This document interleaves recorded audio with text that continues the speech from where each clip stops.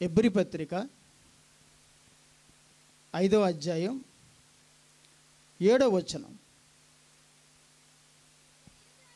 శరీరధారి అయి ఉన్న దినములలో, చాలమ్మా, హెబ్రీ పత్రిక 5వ అధ్యాయం 7వ వచనంలో ఏం చెప్తున్నాడు? శరీరధారి అయి ఉన్న దినములలో అన్నాడు. అంటే శరీరం లేని దినాలు కూడా ఉన్నాయి అంటున్నారండి. శరీరం ఉన్న దినాలులో ఆయన శ్రమ అనుభవించాడు. శరీరం లేని దినాలు ఉన్నాయి. శరీరం లేని దినాలు ఉన్నాయి. మరి శరీరం లేని దినాలు ఆయన ఏం చేశాడు, ఆయన ఎలాగున్నాడు అనేది చాలామందికి తెలీదు. శరీరం ఉన్న దినాలు అంటే యేసు ప్రభు శరీరాన్ని దాల్చి కన్యక గర్భాన పుట్టి 2000 సంవత్సరాలు దాటింది. మరి అంతకుముందు యేసు ప్రభు ఉన్నాడా లేడా అది తెలియాలి.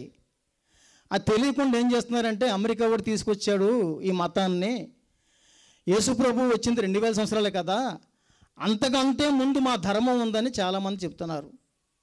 నిజం తెలియాలి ప్రతి ఒక్కరికి. అంటే ఈ భూమి రమంతా కూడా కలగక ముందు యేసు ప్రభు ఎలా ఉన్నాడంట? విశ్వాసమై ఉన్నాడు. ఎలా ఉన్నాడు? విశ్వాసం అంటే అర్థం ఏంటి? విశ్వాసం అంటే అర్థం ఏంటి చెప్పండి? ఏమీ లేని రోజుల్లో, ఏమీ లేని టైంలో ఆకాశాన్ని భూమిని ఎలా కలిగించాడు ఆయన? మాట చేత కలిగించాడు. మాట చేత ఎలా కలిగించాడు? భూమి కలుగమ్మ అని బ్రతిమాలాడా? సూర్యచంద్ర నక్షత్రాలు కలుగు అని బతిమాలాడా? ఎలా పలికాడు ఆయన అంటే విశ్వాసంతో పలికాడు. భూమి కలుగుగాక అన్నాడు. ఏం కలిగింది? భూమి కలిగింది. మరి 2000 సంవత్సరాల క్రితమే అప్పటి నుంచే యేసుప్రభు ఉండుంటే మరి భూమిని చేసింది ఎవరు? ఇది తెలియాలి కదా. మరి ఆకాశాన్ని చేసింది ఎవరు? సూర్యచంద్ర నక్షత్రాలు చేసింది ఎవరు?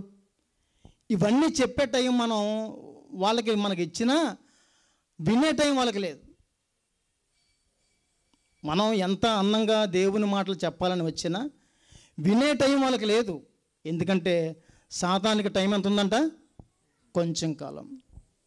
ఈ కొంచెం కాలంలో కూడా సాతాను ఏం చేయాలంటే చాలామంది ప్రజలను కూడా తన వైపుకు తిప్పుకోవాలి, తీసుకెళ్ళిపోవాలి. ఆల్రెడీ యేసుప్రభు ఆయన గెత్సేమనే తోటలో ప్రార్థన చేసుకున్నప్పుడు సాతాను తనను ఏం చేశాడు? చితక తొక్కేశాడు. అంటే సాతాను ఉనికి ఇప్పుడు భూమి మీద లేదు. ఏముందంట? దాన్ని తోకతో సామ్రాజ్యాల్ని వెళ్తుంది. తలకేమైంది? చిత కొట్టేశాడు. కలువరి సిరువులో గొలగొత్త కొండ మీద చిత కొట్టేశాడు. ఇంకా అది ఎలా పరిపాలిస్తుంది? తోక చేత భయపెడుతుంది, మోసపరుస్తుంది. ఆకాశమందు దురాత్మల చేత మన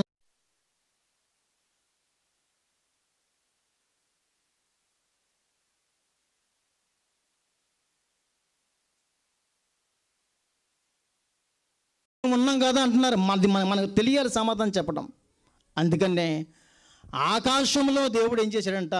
ఆశ్చర్యకార్యాలు చేశాడు. అవి ఎలా చేశాడు మనం ఒకసారి చూద్దాం. రోమపత్రిక 1వ అధ్యాయం తమ్ముడు కలుద్దాం. రోమపత్రిక 1వ అధ్యాయం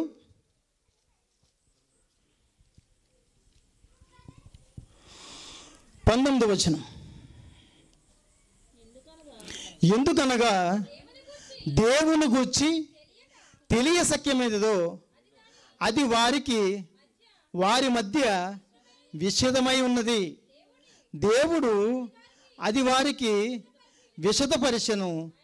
ఆయన అదృశ్య లక్షణములు అనగా ఆయన నిత్యశక్తియు దేవత్వము జగదుత్పత్తి మొదలుకొని సృష్టింపబడిన వస్తువులను ఆలోచించటం వలన తేటపడుచున్నవి. కనుక వారు నిరత్తురులై ఉన్నారు మరియు వారి దేవుని ఎరిగి ఆయన దేవునిగా మహింపరచలేదు. చాలమ్మా, చూసారా? ఈ ప్రపంచానికి దేవుడు తెలియదు అనుకోకండి.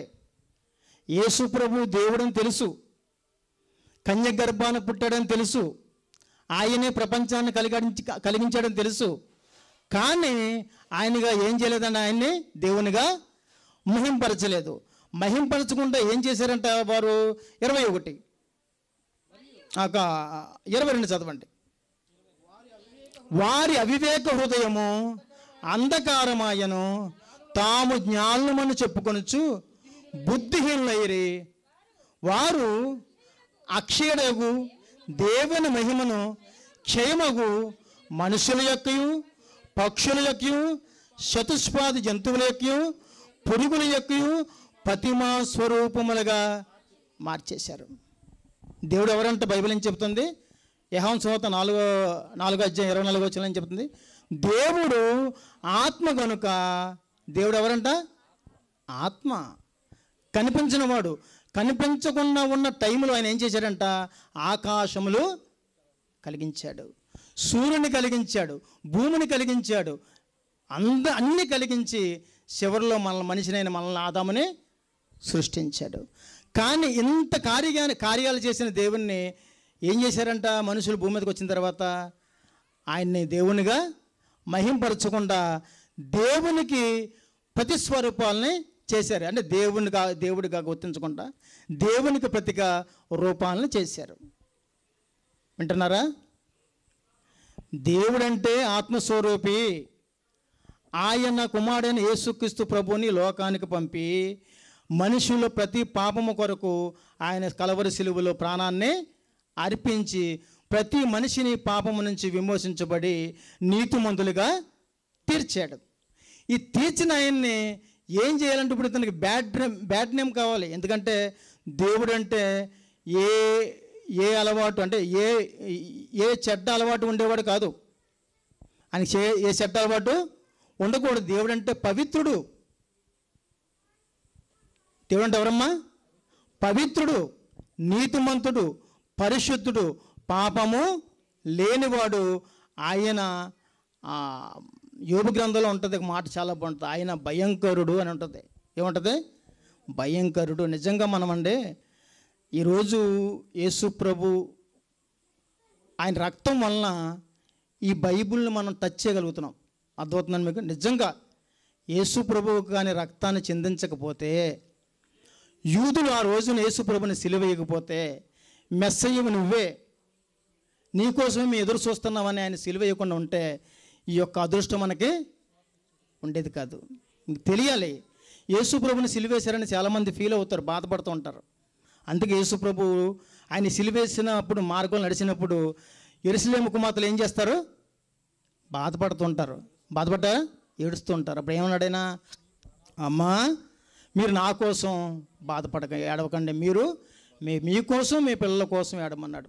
ఎందుకంటే నేను ఎందుకు పంపాడో దేవుడు ఆ కార్యాన్ని నెరవేరుస్తున్నాను, కానీ మిమ్మల్ని ఎందుకు పంపాడో దేవుడు ఆ కార్యాన్ని మీరు నెరవేర్చాలంటే మీరు ఏడవకూడదు, మీ పిల్లలకు చెప్పాలి. నిజంగా యేసు ప్రభు ఆ రోజునే ఆ సిలువ కార్యం నెరవేర్చకపోతే ఇంతటి భాగ్యాన్ని, ఇంత వాక్యాన్ని వినే భాగ్యం మనకి ఉండేది కాదు. ఈ బైబిల్ టచ్ చేయాలంటే మనం సరిపోయే వాళ్ళం కాదు, మనం అంత పవిత్రులం కాదు కదా. ఆయన రక్తం వచ్చి పాపులుగా ఉన్న మనల్ని ఏం చేసిందంట? నీతిమంతులుగా తీర్చింది, పరిశుద్ధులుగా చేసింది. తెర అనే అడ్డం సిలువ మీద, దేవాలయపు తెర అడ్డంగా సిరిగిపోయింది ఆయన సిలువ ఎక్కినప్పుడు. ఎప్పుడైతే ప్రాణాన్ని అర్పించాడో సిలువ మీద, దేవాలయపు తెర ఏమైందంట? రెండుగా చీలిపోయింది. అప్పుడు మనం అందరం ఏమంట? పరిశుద్ధ స్థలంలోకి ప్రవేశించేలాగా ఆయన రక్తం మనల్ని చేసింది. ఇప్పుడు మనం ఎవరంట? యేసు ప్రభుని నమ్మిన వారు ఎవరు? నీతిమంతులు, పరిశుద్ధులు. మనం చాలా అదృష్టవంతులం. యేసు ప్రభుని సిలువేశారని ఎడవకూడదు, వేశారని సంతోషించాలి. నిజంగా మనం ఏడ్చామండి, యేసు ప్రభుని సిలువేశారు కదా అని చాలా ఏడుస్తున్నాం. దానివల్ల ఏంటి చెప్పండి? యేసు ప్రభుని సిలువేయలేదండి. ఏంటి చెప్పండి? యేసు ప్రభుని సిలువేయలేదు, దానివల్ల మనకేమొస్తుంది? రక్షణ లేదు కదా. రక్షణ లేదు. రక్షణ లేకపోతే నువ్వేం చేయాలి? ఏం చేయాలి చెప్పండి? ఏం చేయాలి? మీ డబ్బు ఖర్చు పెట్టి, మీ రక్తం దారబోసి పరలోక రాజ్యానికి సంపాదించుకోవాలి. మీకు అర్థమవుతుందా? యేసు ప్రభువుని సిలువ ఎక్కిపోతే ఏం చేయాలంట? మనకు మనం నీతిమంతులుగా చేసుకొని పరలోకానికి వెళ్ళాలి. వెళ్ళగలమా? జరిగే పనా? బాగా అర్థమవుతుందా? అస్సలు జరగదు. నువ్వు 100 కోట్ల రూపాయలు ఇచ్చిన యేసు ప్రభు రక్తాన్ని కొనలేవు. అటువంటి రక్తాన్ని యేసు ప్రభు నీకు ఉచితంగా దేవుని సంకల్పంలో ఉన్నావు గనక ఈరోజు ఇక్కడ కూర్చొని వాక్యం వినగలుగుతున్నావు. నువ్వు ఎంత గొప్పదానివో ఎంత గొప్పవాడో తెలియాలంటే యేసు ప్రభు సిలువను నువ్వు చూడాలి. అందుకే ఆయన దేవునిగా మహింపరచకుండా దేవునికి ప్రతిగా రూపాలు చేశారు. ఇవాళ ఏం రూపాలు? అయినా ఒక కోడి దేవుడు అంట, తెలుసా? ఒక కోడి దేవుడు. ఇంకా చెప్పకూడదు, రకరకాల. బైబిల్లో చూస్తే మోషే సీనాయి కొండ మీద ఎక్కినప్పుడు కింద వాళ్ళు ఏం చేశారంట? వాళ్ళ బంగారం దొద్దులు అన్నీ తీసి కరగబెట్టి ఒక దూడనే ఎద్దు రూపంగా మార్చేశారు. దేవుడు ఎవరంట? ఆత్మస్వరూపైన దేవుణ్ణి ఏం చేశారంట? ఎద్దు రూపంగా మార్చేశారు. ఒక ఎద్దుగా చూశారు దేవుణ్ణి. ప్రపంచాన్ని కలిగించిన దేవుణ్ణి ఏం చేశారంటే వాళ్ళు ఒక ఎద్దు రూపంలో చేసి, నీవు మాకొద్దు, ఈ ఎద్దే మాకు దేవుడని ఎద్దును పూజించారు వాళ్ళు. ఆనాటి సీనాయి కొండ మీద ఇశ్రాయేలు జనాంగం ఓచుకున్నాడు. అరణ్యంలో నడిచినప్పుడు ఏమంటే మామూలుగా ఒక్కొక్క సేవకుడు చెబుతాడు 20 లక్షల కాలబలం అంటాడు, 6 లక్షలు అంటాడు. మనం వేసుకుని లెక్క తీసుకుందాం, 6 లక్షల కాలబలం అండి. 6 లక్షల కాలబలాన్ని ఈరోజు మనం 12 పొట్లాలు తెచ్చాం. టిఫిన్ 12 మందికి పొట్లు తెచ్చాం. తెచ్చే సమయంలో కంగారు పెడుతున్నాడు సురేష్, ఎక్కడ అని. సురేష్కి 12 పొట్లాలు తెచ్చినప్పుడు కంగారుగా ఉన్నప్పుడు 6 లక్షల మందికి ఉదయాన్నే టిఫిను ఫుర్బాన్ తేవాలంటే ఎలా తేవాలి చెప్పండి మోషే గారు? 6 లక్షల మందికి ఇడ్లీ కావాలండి, పొద్దున్న కావాలి కదా, తినాలి వాళ్ళు వద్దా? అరణ్యంలో పొద్దున్న టిఫిన్ కావాలా వద్దా? కూర్చోండి ఎవరు వచ్చినా వెళ్ళగండి. వాక్యమేనండి. 6 లక్షల మందికి అరణ్యంలో ఉదయాన్నే టిఫిన్, మధ్యాహ్నం భోజనం, సాయంకాలం మళ్ళీ భోజనం. 6 లక్షల మందికి ఇంత భోజనం ఉండాలంటే మోషే వల్ల వద్దా? ఒక మనిషి వల్ల వద్దా? ప్రార్థన చేస్తున్నాడు అంతే. దేవుడు ఏ పూటగా పూట వాళ్ళకి టిఫిన్ భోజనం పురమాయించే కడుపుల్ని నింపుతున్నాడు. ఆయన వాళ్ళు ఏం చేశారంట? సనిగారు. ఏం కావాలన్నారు వాళ్ళు? కూరగాయలు వద్దంటే వాళ్ళకి ఏం కావాలంట? కూరగాయలు ఇటువంటి తింటారంట వాళ్ళు. ఏం కావాలి? మాంసం.